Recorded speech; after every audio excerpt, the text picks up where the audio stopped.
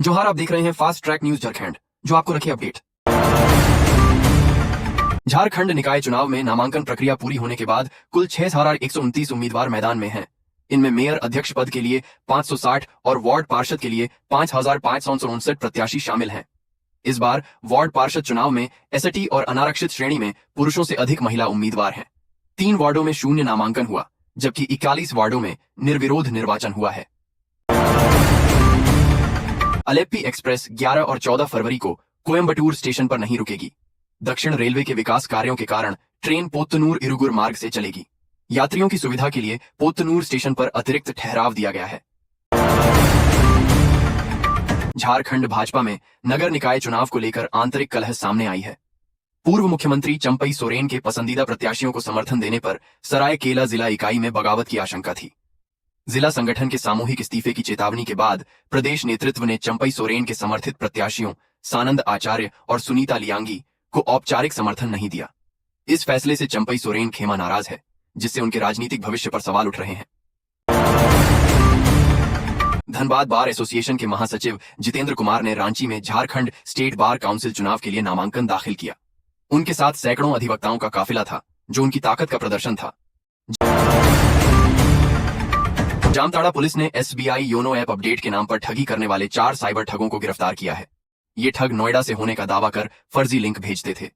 SP राजकुमार मेहता ने बताया कि गिरिडीह जिले के ये शातिर अमेजन जैसी ई-कॉमर्स साइटों से ग्राहकों का डेटा लेकर देश भर में सैकड़ों लोगों को ठग चुके थे। पुलिस ने उनके पास से मोबाइल और सिम कार्ड बरामद किए हैं। Jharkhand state faculty development academy को सक्रिय करने की प्रक्रिया तेज हो गई है। उच्च शिक्षा परिषद को इसकी जिम्मेदारी मिली है। अस्थायी व्यवस्था के तहत संयुक्त निदेशक, महाप्रबंधक जैसे पद प्रतिनियुक्ति से भरे जा रहे हैं। अगले शैक्षणिक सत्र से इंडक्शन प्रोग्राम, रिफ्रेशर कोर्स जैसे प्रशिक्षण शुरू होंगे। इसका उद्देश्य शिक्षकों और कर्मचारियों की क्षमता बढ़ाना है, जो राष्ट्रीय शिक्षा नीति 2020 के तहत गठित की गई है। रांची में 24 घंटे के भीतर प्रेम प्रसंग से जुड़े 2 जघन्य हत्याकांड सामने आए हैं। सोनाहातू में हरिहर महतो का सिर कटा शव मिला, जिसमें प्रेम प्रसंग का शक है। वहीं तमाड़ में शंकर नायक को चाय में कीटनाशक मिलाकर मार डाला गया। पुलिस ने इस मामले में पति पत्नी को गिरफ्तार किया है। दोनों घटनाओं में पुलिस गहन जांच कर रही है, ताकि सच्चाई सामने आ सके। झारखंड पर केंद्रीय बलों का 13,376 करोड़ रुपए बकाया है, जिसमें 17,522 करोड़ रुपए दंडात्मक ब्याज है। हेमंत सोरेन सरकार ने 2022 में 1,700 करोड़ का भुगतान किया था, फिर भी यह राशि लंबित है। सर्वाधिक बकाया CRPF का है।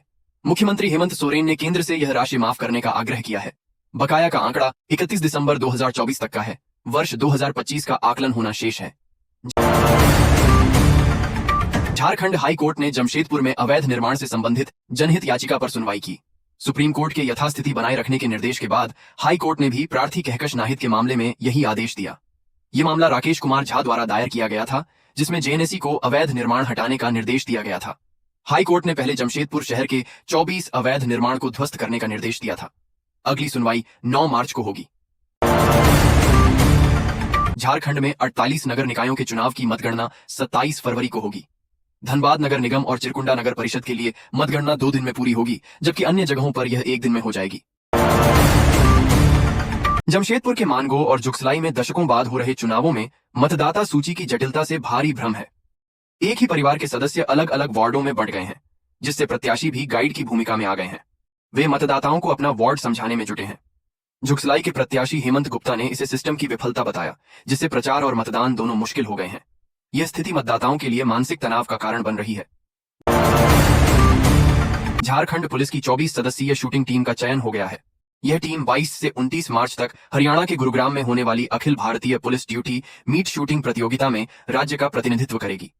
बोकारो के सार्जेंट मेजर प्रणव कुमार और ASI ओशो प्रदीप टीम में शामिल हैं। तमिलनाडु CBCID ने झारखंड के गिरिडीह जिले से गुलशन दाराद को 600 करोड़ रुपए के घोटाले के आरोप में गिरफ्तार किया है। गुलशन कोयम्बटूर में एक टूरिज्म कंपनी चलाता था और जनवरी में मामला दर्ज होने के बाद फरार हो गया था। कृष्णागिरी CBCID टीम ने गिरिडीह पुलिस की मदद से उसे उसके घर से पकड़ा। परिवार ने साजिश का आरोप लगाया है। हजारीबाग के विष्णुगढ़ में महाशिवरात्रि 2026 की तैयारियां जोरों पर हैं। इस वर्ष भी थाना परिसर से भगवान शिव की भव्य बारात निकाली जाएगी, जिसमें थाना प्रभारी सपन कुमार मेहता सहित पुलिसकर्मी, राजनीतिक व सामाजिक संगठनों के पदाधिकारी और ग्रामीण शामिल होंगे। बारात थाना से निकलकर विभिन्न मार्गों से होते हुए उत्तर वाहिनी जमुनिया नदी तट स्थित शिवालय पहुंचेगी। आयोजन को सफल बनाने के लिए एक समिति का गठन भी किया गया है।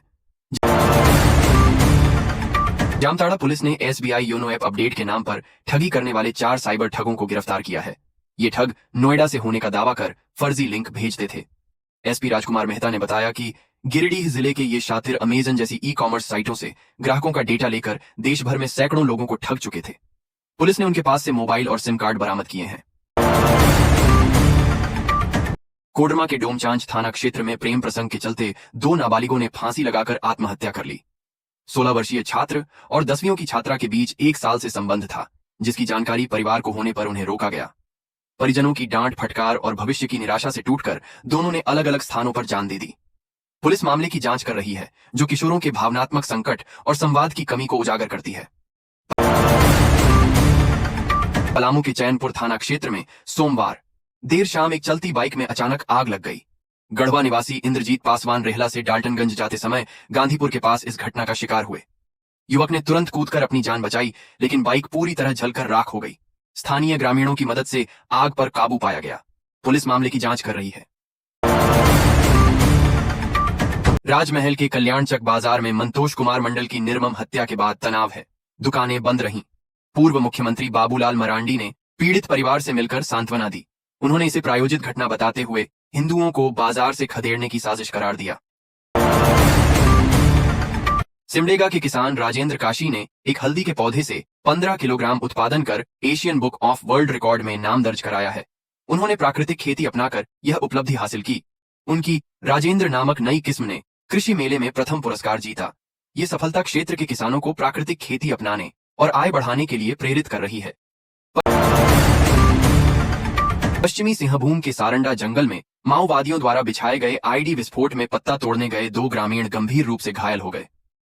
ये घटना जराईकेला थाना क्षेत्र के तिरिलपोसी जंगल में हुई। इलाके में दहशत का माहौल है।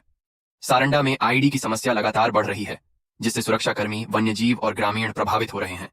ग्रामीणों ने जंगल को आईडी मुक्त करने की मांग की है।